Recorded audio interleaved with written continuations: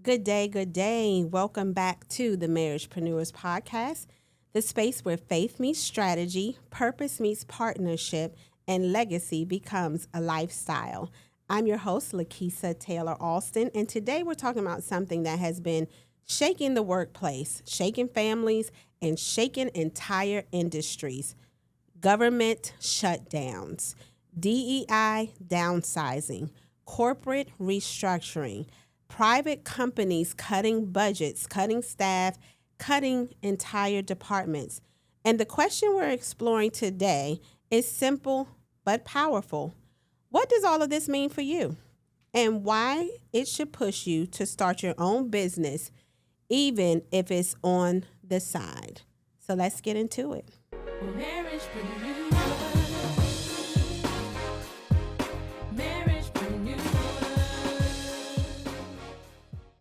Here's the truth. And this episode actually came about because of a friend of mine that I was talking to. And they said, hey, you can inspire people, especially in this area. I live in the Washington, D.C. area.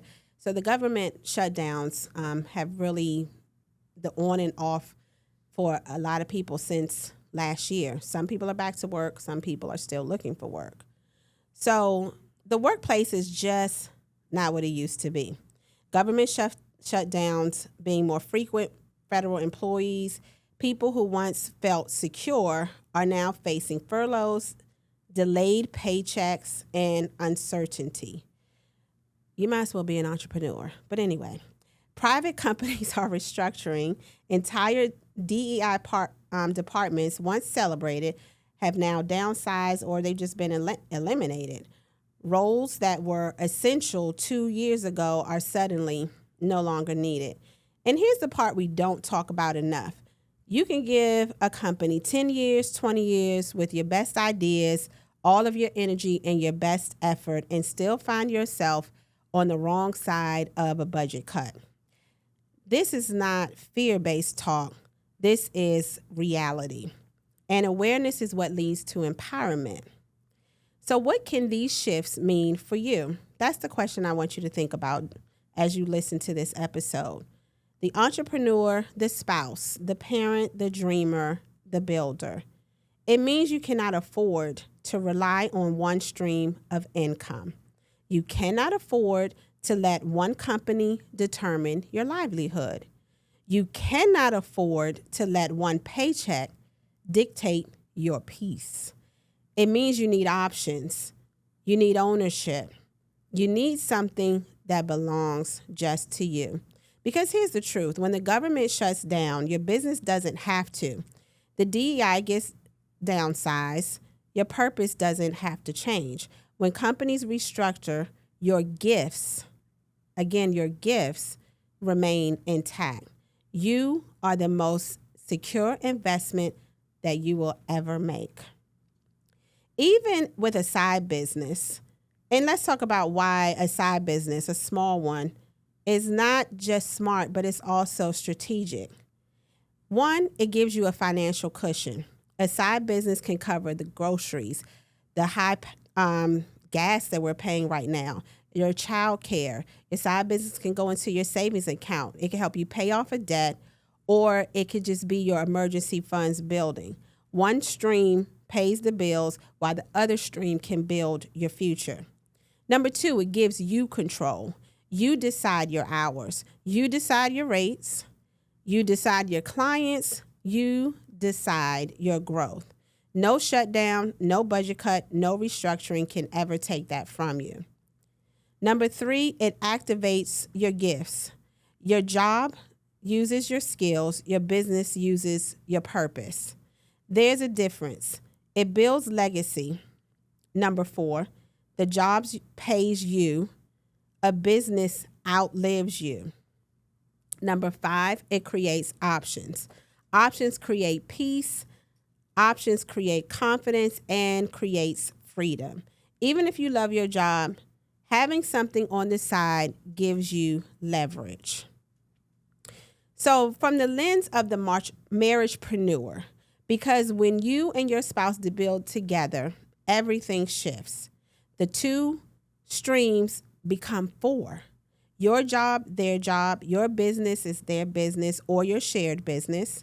That's stability. That's strategy. That's legacy. Number 2, you become less vulnerable to external forces.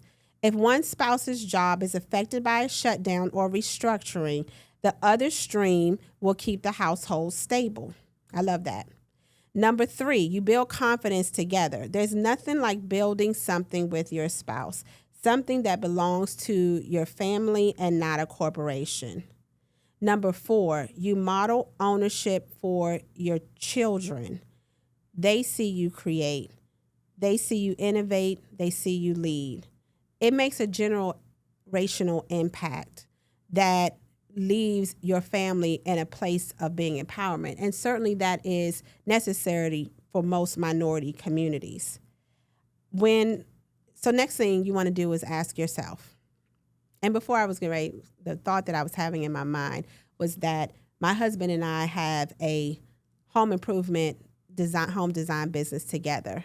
And recently, because of, I think the tariffs, gas prices, cost of materials and goods are simply just going up. However, at the same time, so we evaluate that after every project. And at the same time, we evaluate our worth after every project.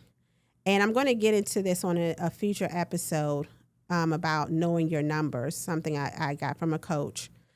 But when you work together, again, your builder, who is your spouse, is already somebody you can collaborate with. One of the most important conversations that we have with each other is evaluating and assessing when we finish projects.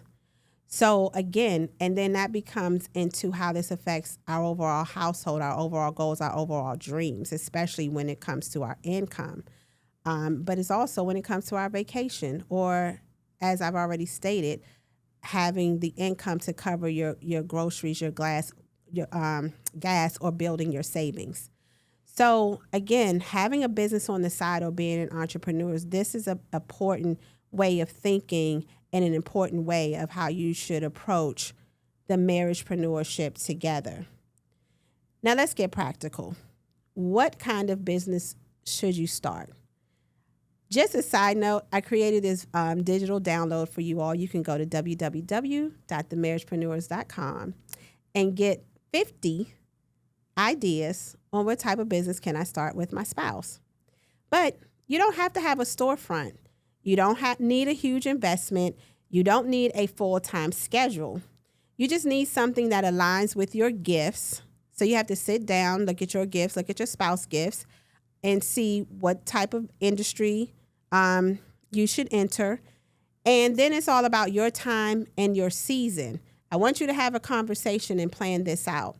A great place for you to do that is also in the Make Money Marriage Challenge, but I'll talk to you about that later. But it could be consulting, coaching, real estate, property management. That's been a great one for me. Digital products, freelancing, creative services, home-based business. You could do an online boutique, event planning. Event planning, you might say, how can my husband, if you're the wife in the marriage, you can say, how does my husband want to help me with event planning? Well, he could be the photographer, videographer, if that's his skill, or he might be the caterer. So when you're booking as the event planner or the wedding planner or the baby shower planner, what ideas, what type of industries can complement each other in which both of you are working to increase your income and your revenue? Content creation, virtual assistants, project management, Airbnb and rental income. Again, as a realtor, I'm always going to promote that. But any of these other businesses and ideas that you'll see in the digital download could be a great idea for you. Just start small, keep it simple, and start now. Now, we got to talk about the real shift, the mindset shift. We've already talked about the marriage mindset. We've talked about the entrepreneurial mindset. But I want you to stop thinking of yourself as an employee or like an employee. Start thinking like you're the owner. I am the owner. Employees wait for instructions.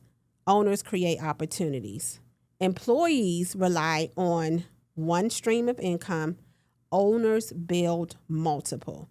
Everything you build, you should be able to make a minimum of 2 streams of income. I want to say 3 plus, but minimum 2. Employees hope for stability while owners create it. And listen, you don't have to quit your job to think like an owner. You just have to stop giving all of your power to a system that can change overnight. Your gifts are just way too valuable, and your purpose should be very important to you. I'm sure that it is. And your legacy is very significant. So as you move through this week, I want you to ask yourself, if my job disappeared tomorrow, would my family still be okay? Would I still be okay? If that answer is no, then it is time for you to build. Don't build in fear. Build out of wisdom, stewardship, and legacy. Stewardship means giving your time to this project, giving of yourself to this project, serving the community, the client, or whomever you desire to serve. You want to serve and serve well.